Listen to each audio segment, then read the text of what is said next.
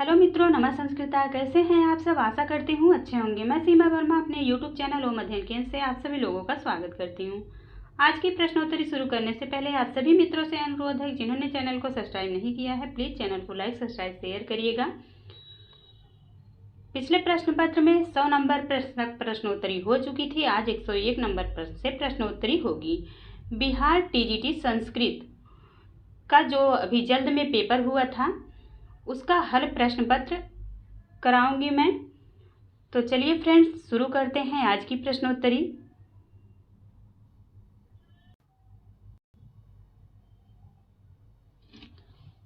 एक 101 नंबर प्रश्न है, स्वरस्य कति भेदानि? ए 2, बी 3, सी 4, डी उपर्युक्त में से एक से अधिक, ई उपर्युक्त में से कोई नहीं। तो स्वर के कितने भेद होते हैं? 3। बी ऑप्शन सही हो जाएगा। अगला प्रश्न है, महेश्वर सूत्राणि कति प्रकाराणि सन्ति? ए 14, बी 10, सी 13, डी उपर्युक्त में से एक से अधिक, ई उपर्युक्त में से कोई नहीं। तो कौन सा ऑप्शन सही हो जाएगा? महेश्वर सूत्र के कितने भेद हैं? 14। ए ऑप्शन सही हो जाएगा। 103 नंबर प्रश्न है, संस्कृत भाषायां लिंगस्य कति प्रकाराणि सन्ति? ए 3, बी 2, सी 4, डी उपर्युक्त में से एक से अधिक, ई उपर्युक्त में से कोई नहीं। तो संस्कृत भाषा में लिंग कितने होते हैं? 3 होते हैं, स्त्रीलिंग, पुल्लिंग और नपुंसकलिंग। अगला प्रश्न है,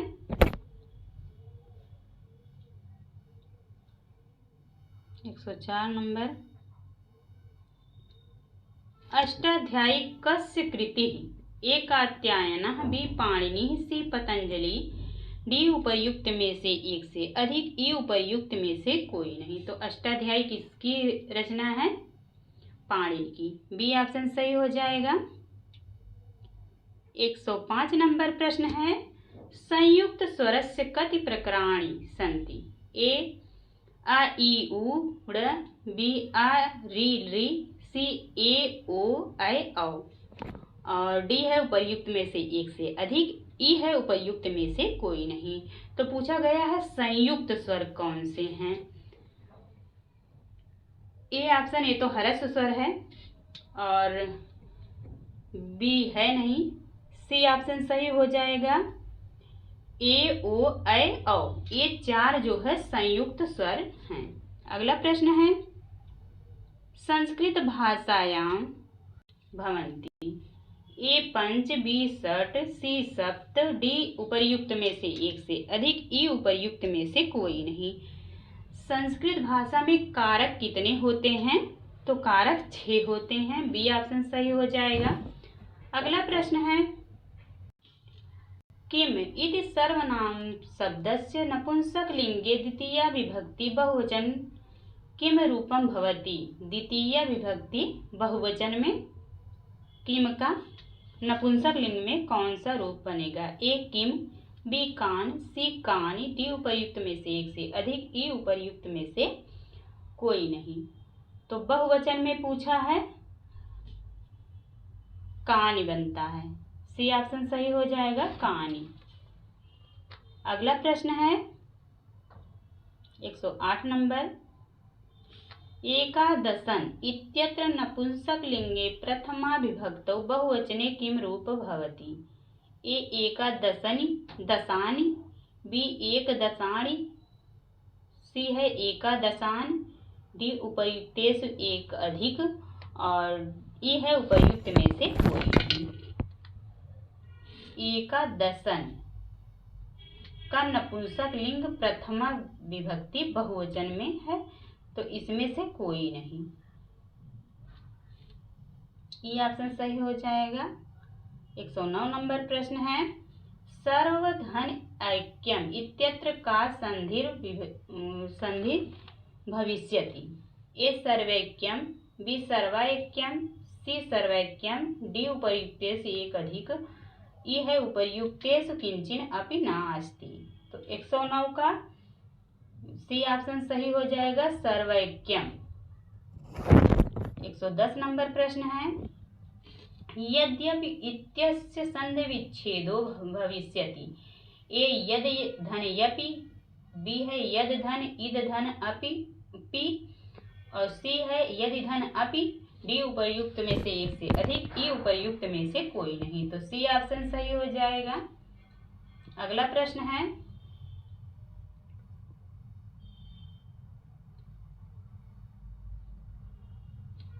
सच्चिदानंदः इत्यस्य संधि विच्छेदो भविष्यति। ए सच धन चिदा धन नंदः, बी सत धन चित धन आनंदः, बी सत धन चिदा धन नंदः, डी उपर्युक्त में से एक से अधिक, बी ई उपर्युक्त में से कोई नहीं।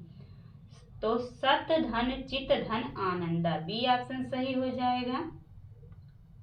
112 नंबर प्रश्न है आगत्य इत्यस्य संधि विच्छेदो भविष्यति। ए आ धन गम धन ल्यप, बी आम धन गम धन या, सी है आ धन ग धन तुक धन यत, डी उपर्युक्त में से एक से अधिक, ई उपर्युक्त में से कोई नहीं।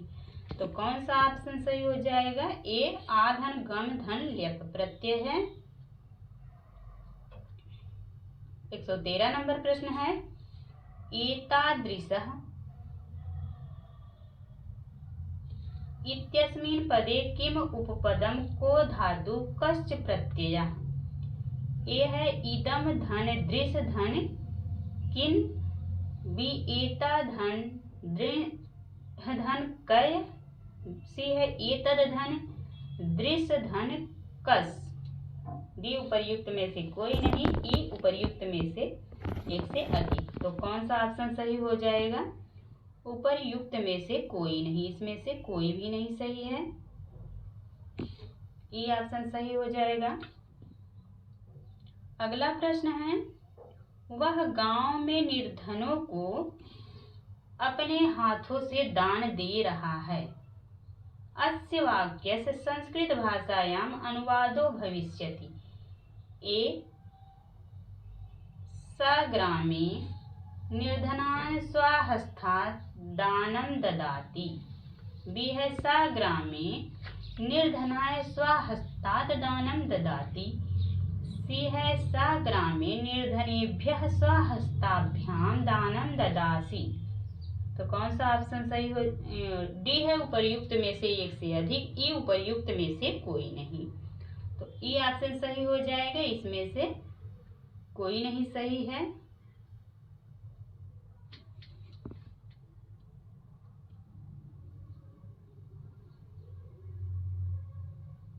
तो 15 नंबर प्रश्न है विश्वामित्र राजा दशरथ के पास गया। अस्य वाक्यस्य संस्कृत भाषायां अनुवादो भविष्यति। ए विश्वामित्रः राजस्य दशरथस्य समीपे जगाम, बी विश्वामित्रः राज्ञा दशरथस्य समीपे जगाम, सी है विश्वामित्रः राज्ञां दशरथे समीपे जगाम, डी उपर्युक्त में से एक से अधिक, ई उपर्युक्त में से कोई नहीं। तो कौन सा ऑप्शन सही हो जाएगा? विश्वामित्रः राज्ञा दशरथस्य समीपे जगाम, बी ऑप्शन सही हो जाएगा। अगला प्रश्न है राम ने बाण से बाली को मारा। अस्य वाक्यस्य संस्कृत भाषायां अनुवादो भविष्यति। ए है रामेण बाणेन बालिम हन्ति, बी रामः बाणात् बालिम मारयति, सी रामः बाणेन बालिम जघान, डी है उपर्युक्त में से एक से अधिक, ई उपर्युक्त में से कोई नहीं। तो यहाँ सी ऑप्शन सही हो जाएगा, रामः बाणेन बालिम जघान। अगला प्रश्न है 117 नंबर लता को लड्डू अच्छे लगते हैं। अस्य वाक्यस्य संस्कृत भाषायां अनुवादो भविष्यति। ये लतायै मोदकाः रोचन्ते, बी लतां मोदकाः रोचन्ते, सी लतां मोदकाः रोचन्ते, डी उपर्युक्त में से एक से अधिक, ई उपर्युक्त में से कोई नहीं। तो ए ऑप्शन सही हो जाएगा, लतायै मोदकाः रोचन्ते, लता को लड्डू अच्छे लगते हैं। अगला प्रश्न है 118 11 नंबर, प्राणी मात्र का भला हो। अस्य वाक्यस्य संस्कृत भाषायाम् अनुवादो भविष्यति। ए प्राणी मात्राय भद्रं भूयात्, बी सर्वे सन्तु निरामयाः, सी है प्राणी मात्रस्य भद्रं भूयात्, डी उपर्युक्त में से एक से अधिक, ई उपर्युक्त में से कोई नहीं। तो कौन सा ऑप्शन सही हो जाएगा? डी उपर्युक्त में से एक से अधिक। डी ऑप्शन सही हो जाएगा, उपर्युक्त में से एक से अधिक। सर्वे सन्तु निरामया और प्राणी मात्राय भद्रम भूयात्, प्राणी मात्रस्य भद्रम भूयात् सही है। तो डी ऑप्शन सही हो जाएगा। 119 नंबर प्रश्न है, सब सैनिकों में वीरेंद्र शूरवीर है। अस्य वाक्यस्य संस्कृत भाषायाम् अनुवादो भविष्यति।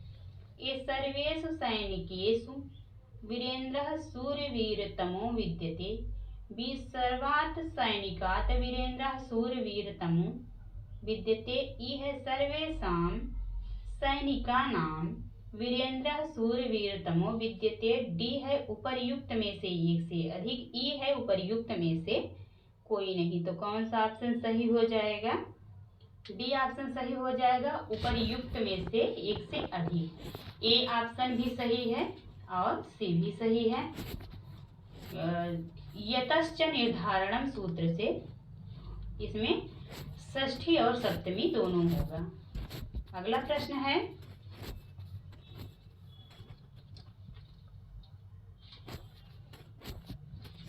बालकः प्रातः काल विद्यालय को जाता है।